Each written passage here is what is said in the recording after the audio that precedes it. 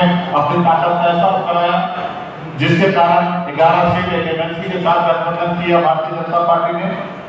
और 2022 में हम लोगों ने 30,000 वोट लाया, उससे भाजपा आज डर के आज हमारे साथ पीछे पीछे घूम रहे हैं। अभी 2 जगह चुनाव हुआ, तैयारी हमारे दोनों जगह था, लेकिन छठ दीपावली था। फिर मेरा उद्देश्य था कि कहीं से वोट काटने और लड़ने से अच्छा उनको टैक्स मदद कर दे। हम लोगों ने मदद किया और उसका परिणाम ये हुआ कि आज महागठबंधन एक जगह जीता और दूसरी जगह 38,000 वोट को 2,000 मिला दिया। थोड़ा महागठबंधन का अपना रणनीति के कारण वो चुनाव हारे हैं। अगर नीतीश कुमार जी मैदान में उतर जाते तो शायद चुनाव जीत जाते। एमआई को मैनेज कर लेते तो भी चुनाव जीत जाते। नहीं एमआई को मैनेज करते तो साबुद्दीन जी के परिवार हिना शाह जी को मैनेज कर लेते कि वो नाराज है, उनका क्षेत्र है वो, लेकिन उन्होंने उनको मनाने का कोशिश नहीं की, इसके कारण वो चुनाव हारे। लेकिन भाजपा को हर हाल में उनको लगता है कि चुनाव हार गए, उनकी जीत नहीं है।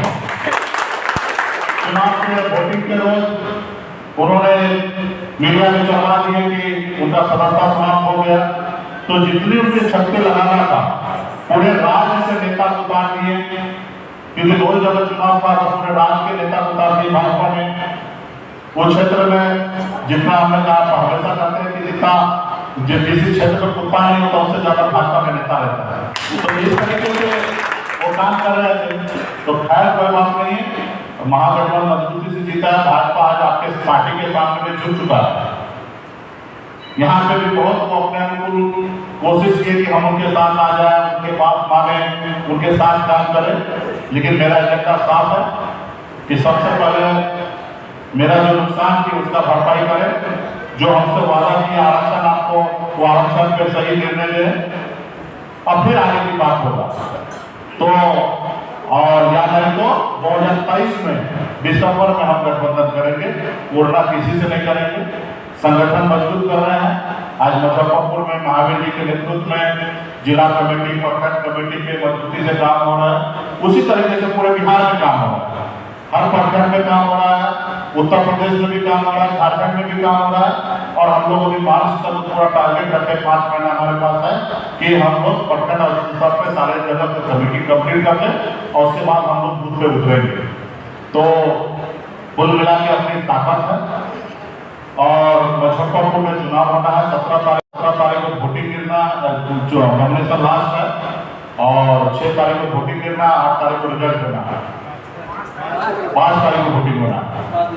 और हम लोग अभी आप लोग से राय विचार लेने के लिए आए हैं कि हमारा लड़ाई जो है वो अपने आप को जीतने के लिए है। और उस जीत में कभी कभी क्या होता है, दुश्मन जब हारता है तो भी आपकी जीत होता है। आपने देखा होगा कि बोलचाल में हमने मिठाई बांटा, क्योंकि भले हम हारे नहीं लेकिन हम दुश्मन को हराए।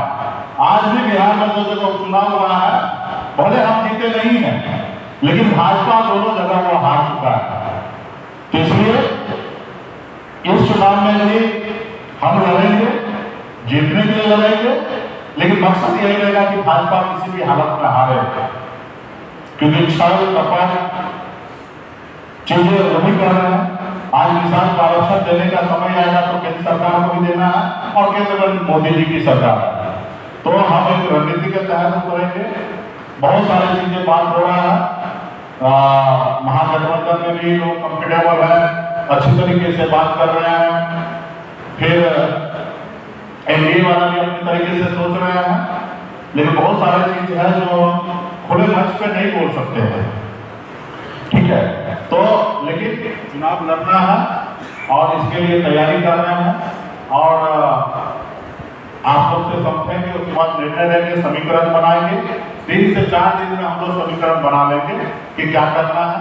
चुनाव लड़ना है तो 16 तारीख डेट क्लियर हो चुका है कि हम लोग नॉमिनेशन करवाएंगे 16 तारीख तक, क्योंकि हमारा 11 तारीख से लगातार कार्यक्रम बना हुआ है। अब 15 तारीख तक हम कार्यक्रम कर रहे हैं और 16 तारीख से और 17 तारीख लास्ट सप्ताह है, तो 16 तारीख को हम चाहेंगे कि नॉमिनेशन करें। लेकिन समीकरण क्या होगा, बहुत सारे लोग कैंडिडेट हमारे संपर्क में है, मजबूत लोग संपर्क में है। फिर अभी चुनाव में क्योंकि सीट निषाद समाज वहाँ पे जीते थे, अनिल सैनी जी जीते हुए थे और आप लोगों ने उनको जिताया भी था और इसी कारण वहाँ पे चुनाव हो रहा है। उन्होंने सुप्रीम कोर्ट से कुछ ऑर्डर भी निकाले हैं, 2-3 दिन में उसका भी परिणाम क्लियर हो जाएगा कि चुनाव होगा कि नहीं होगा। अभी अगर सुप्रीम कोर्ट अगर रोक लगा दिए तो फिर अभी चुनाव में क्योंकि सीट निषाद समाज वहाँ पे जीते थे, अनिल सैनी जी जीते हुए थे और आप लोगों ने उनको जिताया भी था और इसी कारण वहाँ पे चुनाव हो रहा है। उन्होंने सुप्रीम कोर्ट से कुछ ऑर्डर भी निकाले हैं, 2-3 दिन में उसका भी परिणाम क्लियर हो जाएगा कि चुनाव होगा कि नहीं होगा। अभी अगर सुप्रीम कोर्ट अगर रोक लगा दिए तो उस पर भी मंथन होगा कि शायद चुनाव ना भी हो, लेकिन मुझे लगता है कि विधानसभा में सदस्यता समाप्त हो चुका है क्योंकि सुप्रीम कोर्ट का ऑर्डर से पहले ही सदस्यता समाप्त हो चुका है। तो मुझे लगता है कि उनका पुनः बहाली नहीं होगा, लेकिन हमको उम्मीद करना चाहिए कि बहाली हो जाए।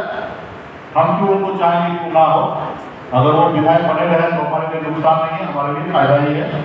और अगर चुनाव नहीं होता अगर तो कोई बात नहीं है, अगर चुनाव होते हैं तो हम लोगों को डिसीजन लेना है, वहाँ पे चुनाव कैसे लड़ना है, किस तरीके से समीकरण बनाना है, कैसे करना है। तो ये सब चीज़ 3-4 रोज में पिक्चर क्लियर हो जाएगी।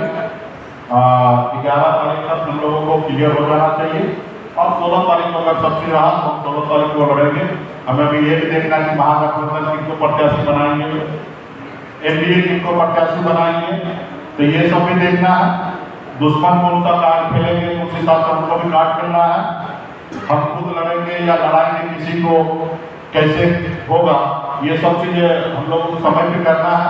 लेकिन कुल मिला के निषाद का पावर, निषाद का ताकत, निषाद का एकता में पार्टी जो भी निर्णय लेंगे पार्टी के हित में, पार्टी का भविष्य को देखते हुए, हम अपने हित में नहीं लेंगे। अगर मुझे मेरे हित में अगर लेना हो तो कब तक मैं ले लिया रहता और केंद्र में मंत्री बन गया रहता, लेकिन मैं मेरे लिए हित में नहीं रह रहा। आप देख रहे हैं कि बिहार में मंत्री रहते हुए यूपी में जाके मोदी जी से हमने लड़ाई लड़ा, किसलिए लड़ा?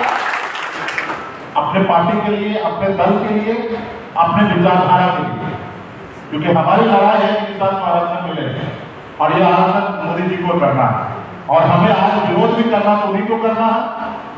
जिनके पास कुछ होगा उन्हीं से मांगेंगे और हम एनडीए में रहकर भी हम विरोध करते थे। ये हमारी पहचान है और ये मेरी ताकत है। और बिहार में किसी के रहने करम पे हम लोग मंत्री नहीं बने थे, अपने दम पर बने थे। हमारे दम पर, हमारे सहयोग से बिहार में मुख्यमंत्री नीतीश कुमार जी बने थे। हम समर्थन नहीं देते तो सरकार नहीं बनता।